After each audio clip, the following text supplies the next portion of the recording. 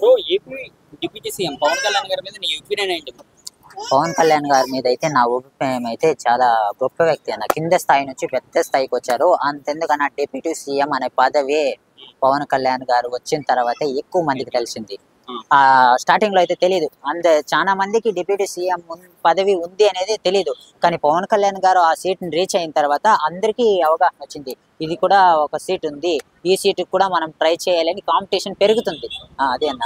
చూస్తే పవన్ కళ్యాణ్ గారు రాజకీయంగా చూసుకోండి ఆయన ఇప్పుడు ఎంత బిజీగా ఉన్నారు, కానీ ఆయన సినిమా వేలోకి వస్తే మీరు ఏ సినిమా కోసం వెయిట్ చేస్తున్నారు? ఓజీ అన్న, అది ఓజీ ట్రైలర్ వదిలారు, సంవత్సరం పైన వస్తుంది. నేను ఇప్పటికీ డైలీ సోషల్ మీడియాలో చెక్ చేస్తున్నాను దాని గురించి అప్డేట్స్ ఏమన్నా ఉన్నాయా అని. అతను రాజకీయాల్లో వచ్చడం వలన బిజీ అయినారు కాబట్టి సినిమాకి డేట్స్ లేకుండా లేట్ చేస్తున్నారని వీళ్ళు అయితే చెప్తున్నారు. కానీ అతని సినిమాల కోసం అయితే ఫ్యాన్స్ ఎక్కువ మంది వెయిట్ చేస్తున్నారన్న. ఓజీ అలాగే అరహర వీరమల్లు కూడా వస్తుంది కదా, అలాగే ఉస్తాద్ భగత్ సింగ్ కూడా.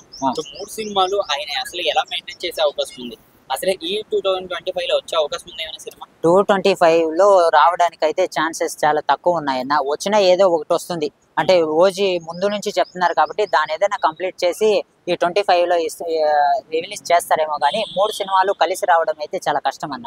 రీసెంట్ గా ఓజీ కోసం తమన్ గారు కూడా చెప్పారు ఏమనంటే, ఓజీ సినిమా బీజిఎం తమిళ వాళ్ళకి కన్నడ వాళ్ళకి వీళ్ళందరూ కూడా మన తెలుగు ఇండస్ట్రీ ఏంటి అన్నది కూడా చూపిస్తామని కూడా ఆయన చెప్పారు.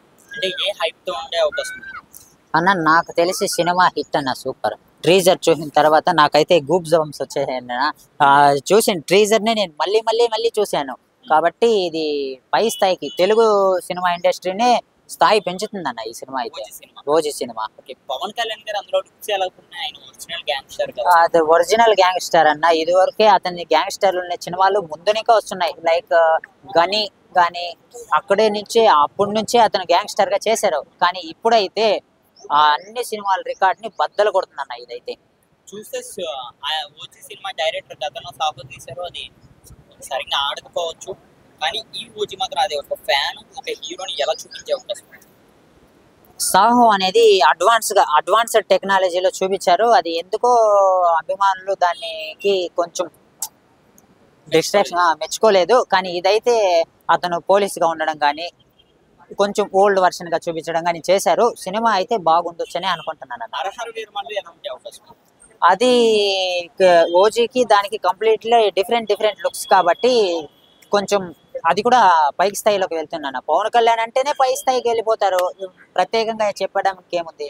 కిరణ్ నందన్ గారు కూడా ఈ మూవీస్ లో, ఈ 3 మూవీస్ లో కూడా మంచి క్యామియో రోల్ చేసే అవకాశం ఉంది అంటారు. ఎలా ఉండే అవకాశం? 3 మూవీస్ వస్తున్నాయి కాబట్టి 3 కంప్లీట్ డిఫరెంట్ గా చేయాలి కాబట్టి కాంపిటీషన్ పెరిగింది. డిఫరెంట్ లుక్స్ కావాలి కాబట్టి కష్టపడి చేయాలండి అందరూ. ఉస్తాద్ భగత్ సింగ్ శంకర్ గారు అది ఎలా ఉండొచ్చు? శంకర్ గారి మూవీస్ అయితే నేను ఇంకా గబ్బర్ సింగ్ చేసాము, అదే విధంగా ఇంకా చాలా సినిమాలు చూసాము. కానీ అవుట్లన్నీ రికార్డులు దాటుతుంది, వస్తుంది, బాగా వస్తుంది. ఈసారి అతను చేసిన సినిమా కూడా హిట్లు కొడతాయి. ఓవరాల్ గా పవన్ కళ్యాణ్ గారు ఈ సినిమాలు పూర్తి చేసే అవకాశం ఉందా లేదా? ఉన్నాయి బ్రో, కంపల్సరీ ఈ సినిమాల్లో అయితే పవన్ కళ్యాణ్ గారు పూర్తి చేస్తారు. కానీ రాజకీయాల్లో ఉండడం వలన అతనికి డేట్స్ తక్కువగా ఉండడం వలన కొద్దిగా టైం పడుతుంది.